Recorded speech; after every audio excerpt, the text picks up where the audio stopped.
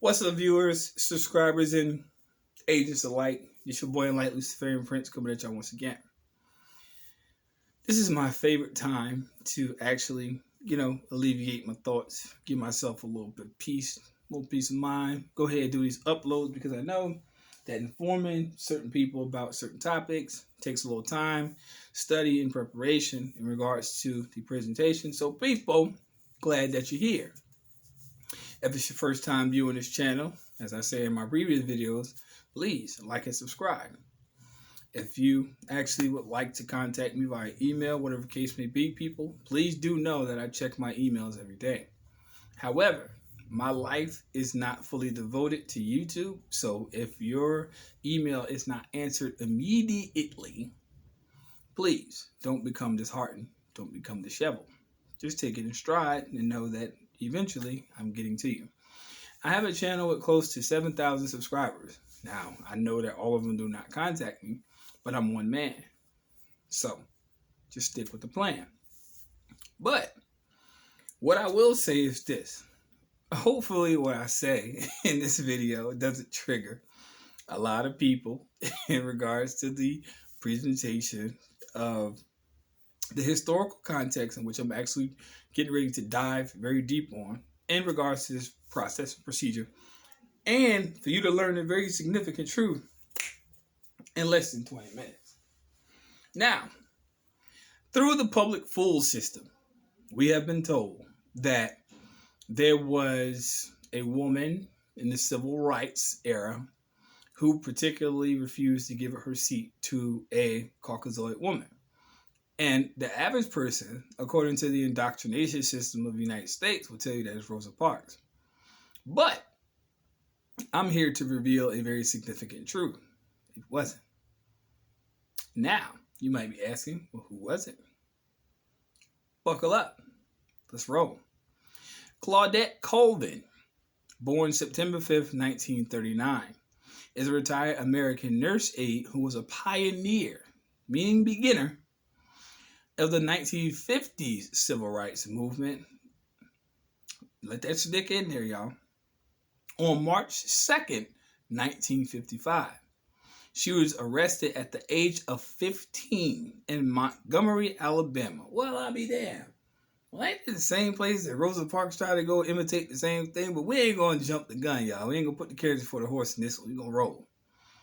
In Montgomery, Alabama, for refusing to give her seat to a white woman on a crowded, segregated bus.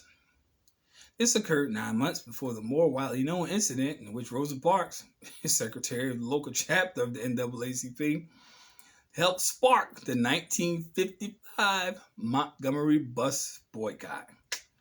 Well, I'll be damned. Let's talk a little bit more about Claudette Colvin.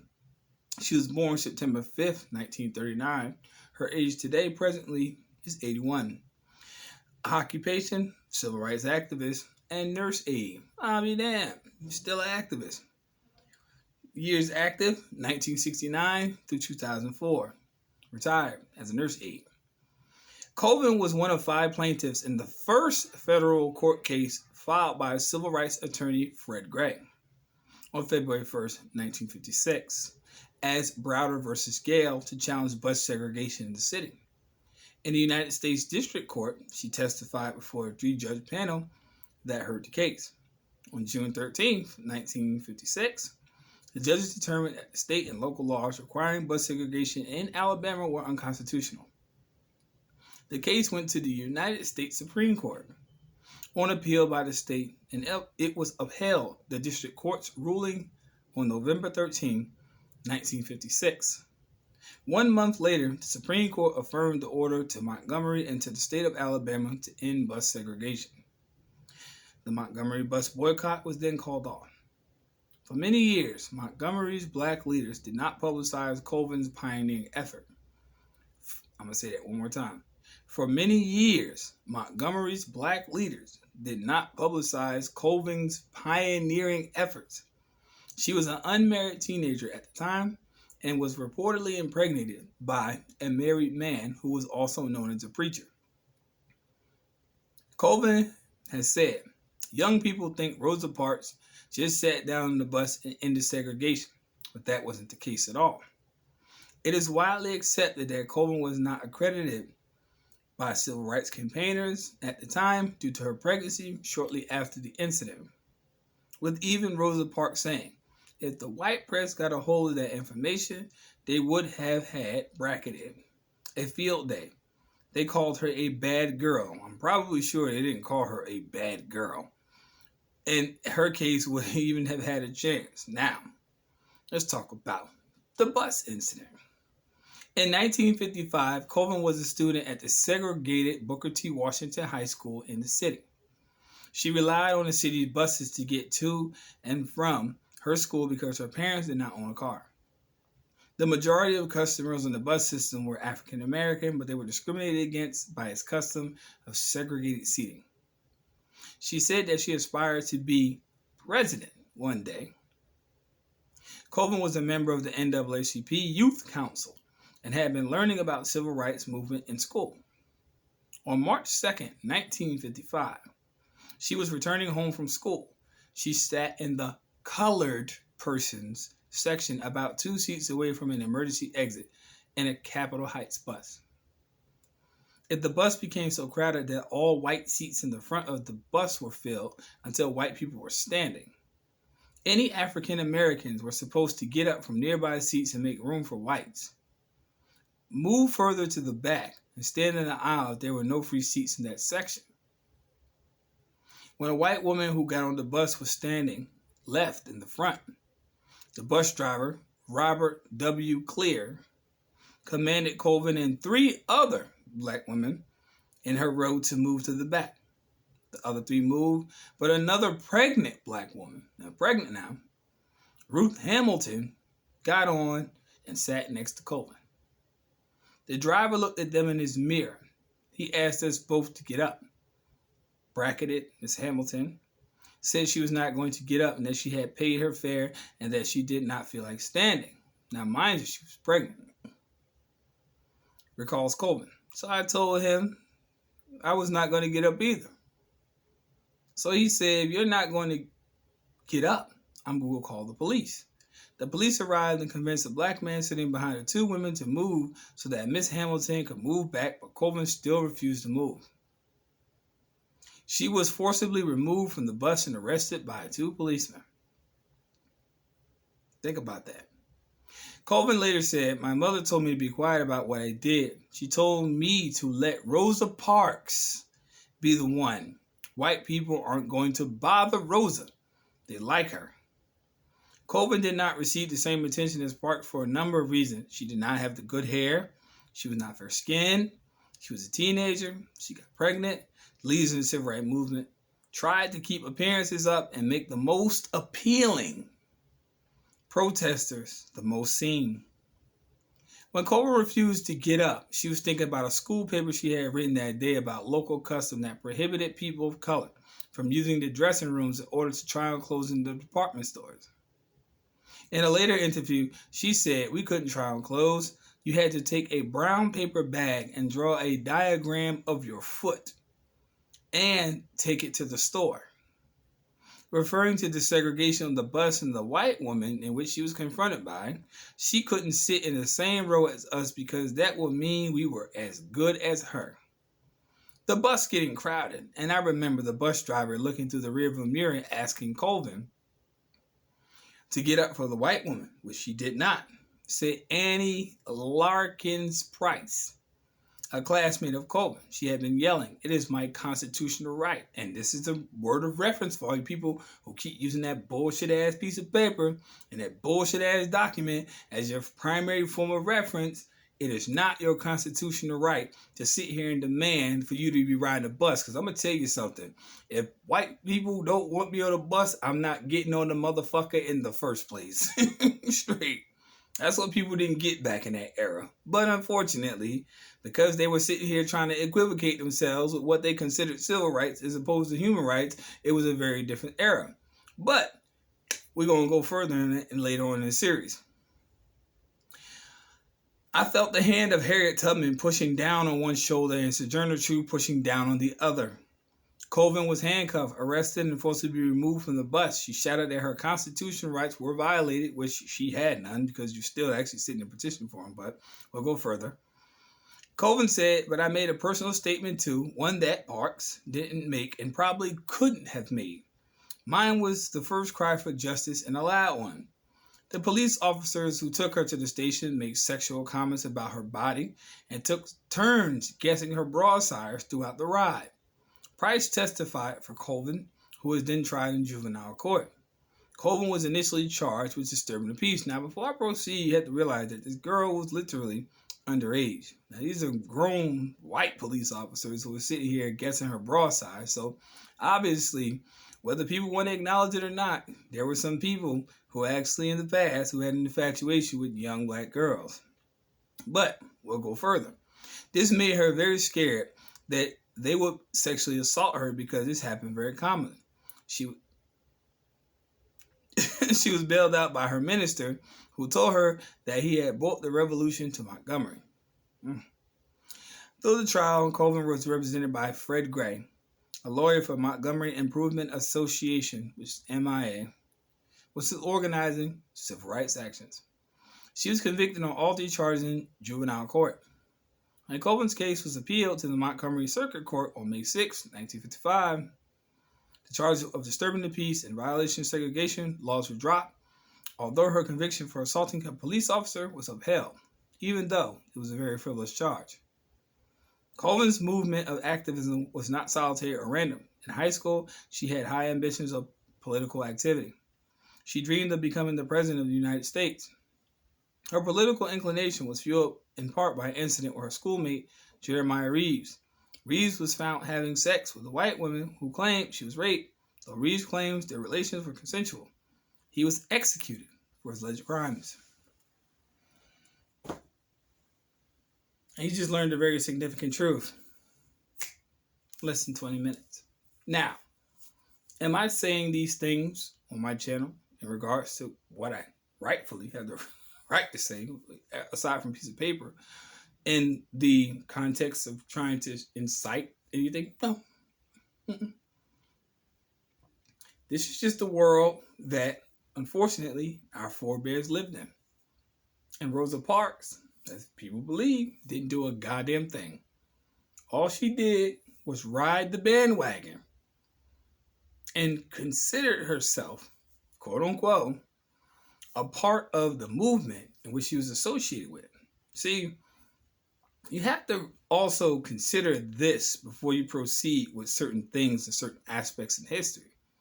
Just because NAACP called itself the National Association for the Advancement of Colored People doesn't mean it was actually started by individuals of color. I said it in previous videos. Say it all the time, and I'll say it again.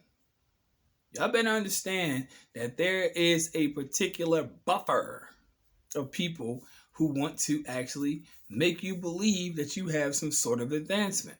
So if this started in 1912 and the anniversary was in 2012, that's 100 years of bullshit that you obtained.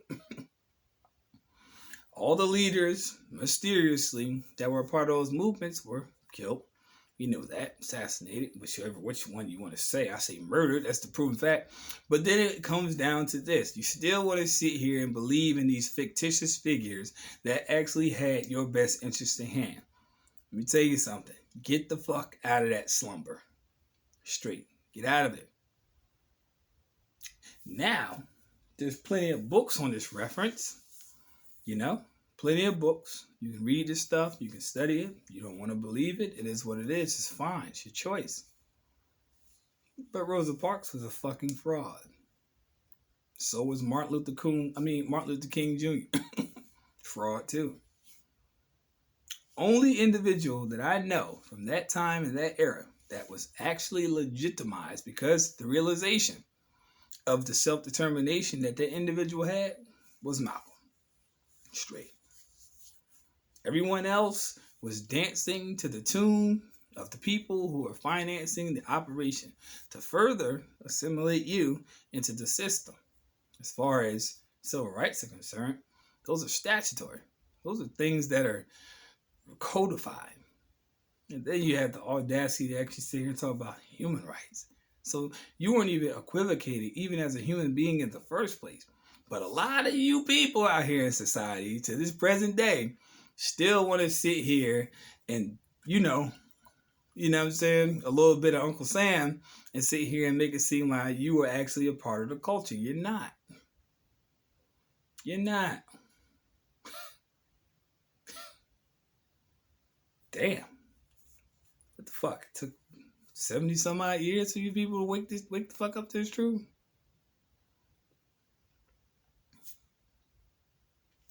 Think about it. But I will say this. You have to realize that this is the way that they want it to be. But I will tell you what. You're going to learn very more significant truths in the future, and universe willing, universe protected as well, that it's not the way you think it is. See, when I explain to people that you have to get that Eurocentric state of mind out of your being and get it eliminated from your sense of thought and teach yourself some self-autonomy, because obviously you have fucking evidence in their museums that even prove to the fact that you actually can be autonomous, then you'll start to learn how to think on your fucking own. Other than that, you're going to think under a flawed and corrupted system of bigotry and flawed perspectives in regards to who you are as far as your personal identity is. If you want to stay under that system, that's fine. You can stay in Babylon. Because I will tell a lot of people, my Moors, not Moorish, my Moors, my cognitive, overstanding Israel companions, and I will tell everyone else that is a part of the Association of Truth, get the fuck away from that poison ass thinking. It's so sad that even people I've met, or just recently met, names aside, have such a beta male or passive sort of personality. But every time I turn around on social media, everybody want to call themselves a fucking king and a queen. Well, you know what kings do? They fucking conquer. You know what queens do? They rule aside to their conqueror. And then they also make sure that they even express it in the game of hazard, which has commonly been known as chess, protect the asset known as the queen. So miss me with that bullshit when people want to sit here and make these little fake ass posts talking about kings and queens. There ain't no fucking king and no queen until you start asserting shit. You ain't asserting nothing, sit your punk ass down and just watch the goddamn show, because you ain't in a fucking ring with the bull. Straight. Passive as fuck. Fuck the warriors going, man. All the warriors out there fighting a battle that don't got shit to do with them. Hell, your fucking capital just got taken over by a Duck Dynasty.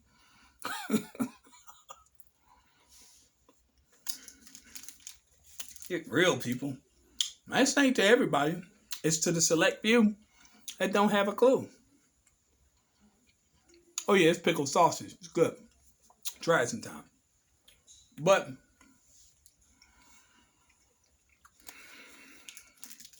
that's why I sit and try to tell people, you're better off not even knowing the truth than even trying to come to the consensus of it at all. Straight. Stay asleep. They have plenty of drugs out here for you to stay that way.